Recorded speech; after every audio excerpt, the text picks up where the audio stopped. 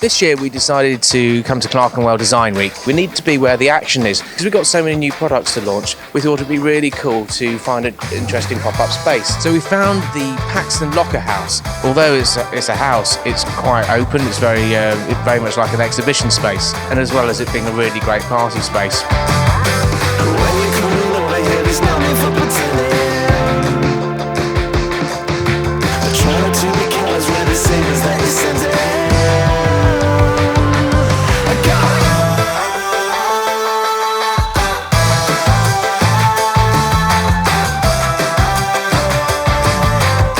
Contemporary, good use of space.